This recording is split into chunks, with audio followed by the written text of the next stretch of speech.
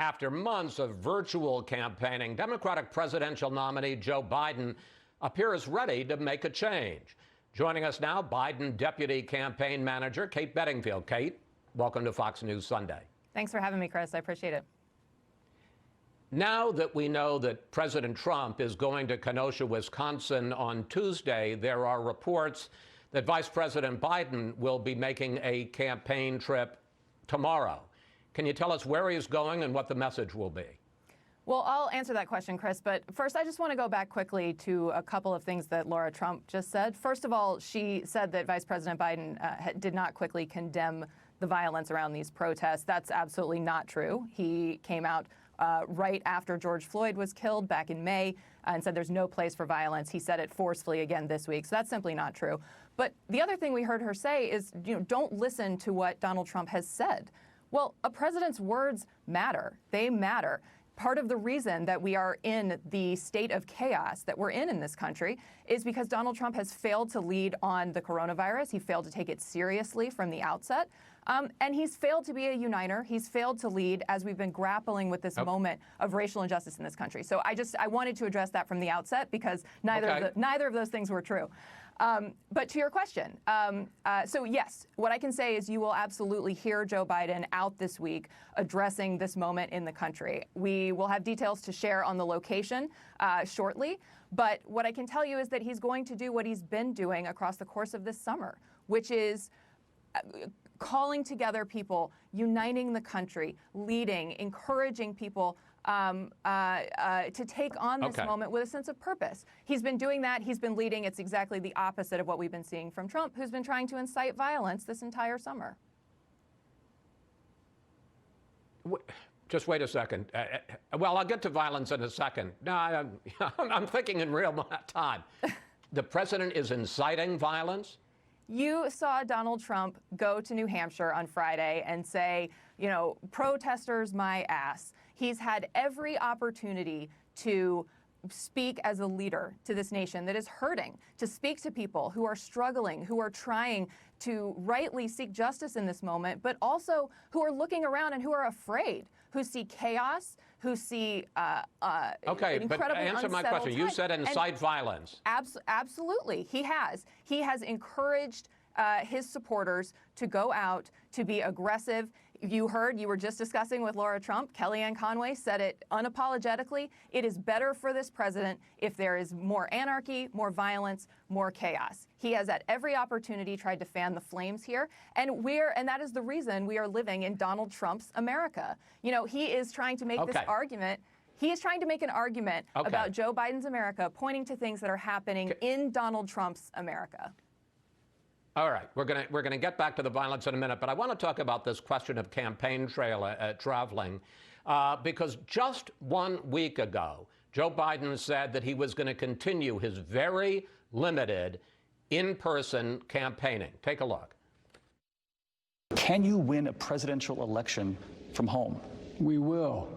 We're going to follow the science, what the scientists tell us.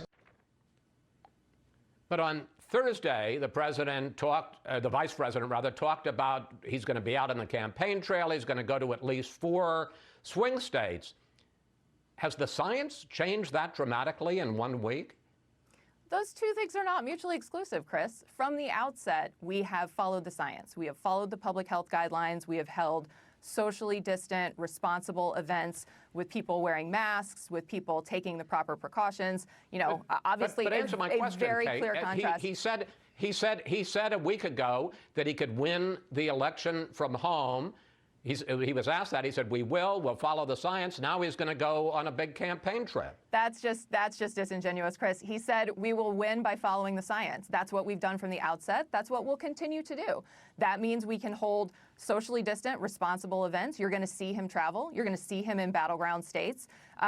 People across this country have been sharing sacrifice since the virus spiraled out of control this spring. They have been not attending family events. They have not been attending weddings. The American people have really banded together and shared sacrifice to move us forward through this crisis. And we, as a campaign, have also chosen to behave responsibly. You don't see that. You don't see that from the Trump campaign. You certainly didn't see it last week on the South Lawn of the White House.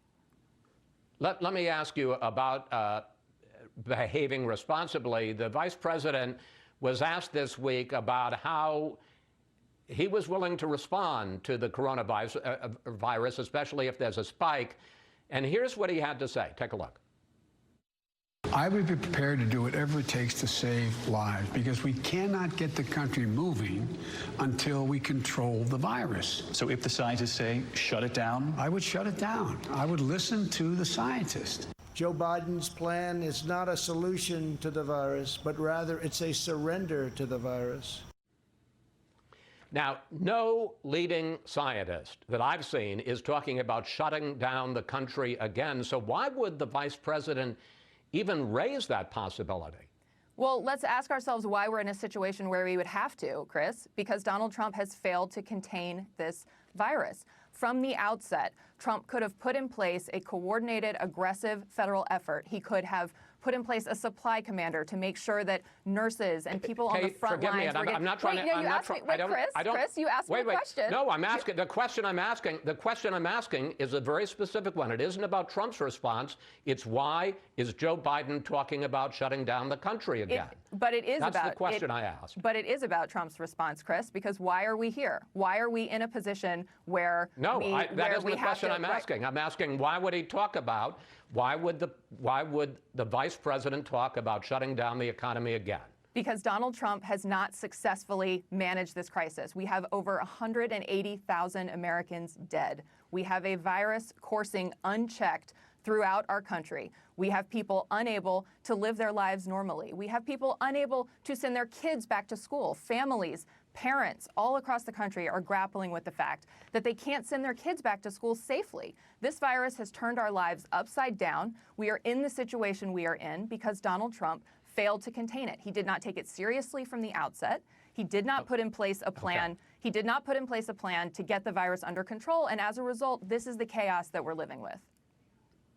Okay, let's talk about the violence issue. You make the point, and the vice president makes the point, that this is happening in Donald Trump's America. But the fact is that the president's attacks on Biden on this issue are gaining some traction. I want to put up some numbers.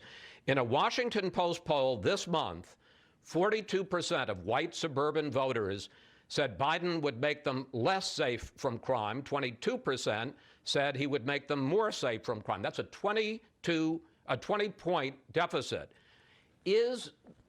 How is the vice president going to deal with the fact that a lot of suburban voters, a lot of voters, are now hearing, at least, what the president is saying, which is that he's going to protect them, and maybe the vice president won't? Well, I think suburban voters are looking around at what's going on in this country, and they're looking at who's in the White House, and they're seeing Donald Trump. They don't see Joe Biden. They see Donald Trump in the White House. This is Trump's America. The chaos that suburban voters are feeling and that voters all across this country are feeling is the result of Donald Trump's failed leadership. What Joe Biden is going to do, he is going to continue to lead. He is going to continue to work to bring us together. He's going to put forward meaningful plans that address the underlying issues here, plans that tackle systemic economic inequality in our society, plans that will bring back jobs, plans that will create jobs, and plans that will get the virus under control, which is the single most important thing that we have to do in order to get our economy back on track. So, Joe Biden has consistently... I've got to... Kate, we're running out of time. I just want to ask you one last question, and it specifically goes to the plans. The president is going after Joe Biden as a tool of the far left. Here's what the president has to say on that. Biden is a Trojan horse for socialism. If Joe Biden doesn't have the strength to stand up to wild-eyed Marxists like Bernie Sanders and his fellow radicals, then how is he ever going to stand up for you? In fact, the Biden and Bernie Sanders campaign agreed on a detailed set of policies, and here's what Bernie Sanders had to say about that. I think we hammered out some agreements which will make, in my view, Joe Biden a very progressive president if he, in fact, implements what has been written. And former President Obama said this recently: if you look at Joe Biden's goals and Bernie Sanders' goals, they're not that different from a 40,000-foot level. So are Obama and Sanders wrong about where Joe Biden would take the country? The proof is in Joe Biden's proposals. Look at what he's proposed. Look at proposals that are going to bring manufacturing jobs back to this country, that are going to build clean energy infrastructure and create jobs, that are going to create caregiving jobs in this country. Look at his proposals. The proof is in the proposals. And I think the proof is also in his career, in the way that he has worked over the course of his career across the aisle. He's worked successfully with Republicans. He's worked successfully with independents. He's worked successfully with progressive Democrats. I mean, when President Obama and Joe Biden came into the White House, Joe Biden got 3 Republican votes for the Recovery Act, the single biggest clean energy investment in this country, the single biggest investment in bringing us back from the brink of nearly economic collapse in 2009. He did that by reaching across the aisle, by being able to get Republican votes. It's something he's been able to do his entire career. It's something he'll be able to do as president. Kate, thank you. Thanks for joining us. And please come back. Thank you for having me, Chris. I appreciate it.